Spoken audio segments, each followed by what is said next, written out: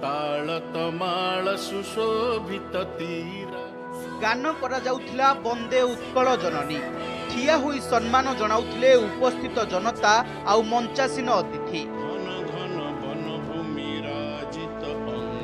हेले सेमिति चेयर रे बसी रहिथिले संबलपुर बीजेपी विधायक जयनारायण मिश्र ठिया हेबाकू उपस्थित अतिथि ठार देइथिले भी खातिर करिनथिले।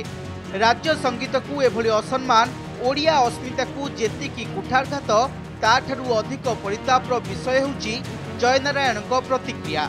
चारियाडू समालोचना परे जयनारायण अहंकार प्रदर्शन करी कहिसंती आगरू केबे छिड़ा होइथिले जे आज ठिया हेबी।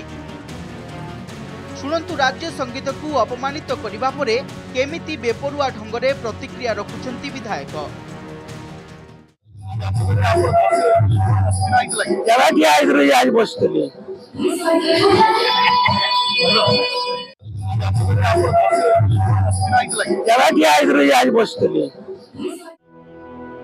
संबलपुर मंदलिया पड़िया आयोजित होइथिला विकास मेला सभारे पंचायतीराज मंत्री रविनारायण नायकों सह विधायक जिलापाल आरडीसी और अन्य पदाधिकारी उपस्थित थिले।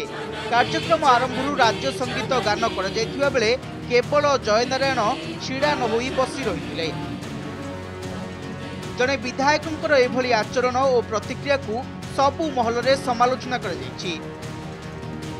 एहा कोन बीजेपी रो ओडिया अस्मिता की बोली प्रश्न उठिछि।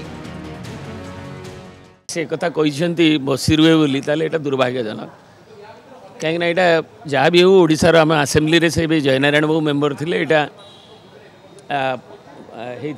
जो प्रस्ताव पारित होता सर्वसम्मत प्रस्ताव मु तो जो मीडिया रे देखिली मु भावुचे देह खराब अच्छी बोधे उठी पारि ना कि ना उठे नहीं ताले एटा दुर्भाग्यजनक।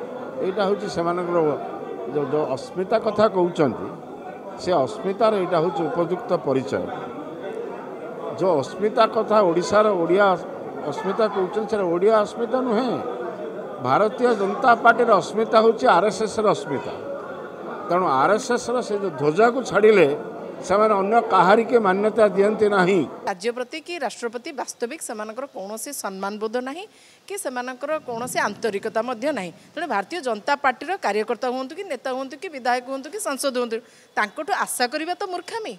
ओडिया जानी सारे जे एमानकर ओडिशावासी प्रति कि ओडिया प्रीति बोली किसी ना अस्मिता ना रे जहाँ सब कारनामा घटीगला गवर्नर पुओं आरंभ करी तमाम महिला क्षेत्र में आप देखुं जहाँ जहाँ सब घटी जाऊँगी एटी ओडिया अस्मिता कड़े जाइथिला।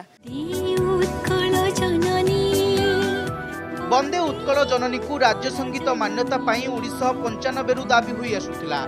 पूर्वतन मुख्यमंत्री नवीन पट्टनायक आह्वान रे 2020 जून 7 तारिख रे मान्यता दिया जाइथिला। राज्य संगीत परिवेषण समय रे साधारण जनता ठारू राज्यपाल पर्यंत समस्ते ठिया होई सम्मान जनाई थांती।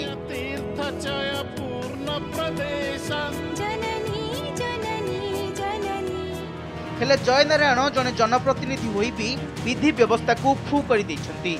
उभय राज्य संगीत और ओडिया जाति प्रति असम्मान करछंती। ओडिया अस्मिता को एभली कुठारघात को नहीं सारा राज्य में प्रतिक्रिया प्रकाश पाई। Bureau report.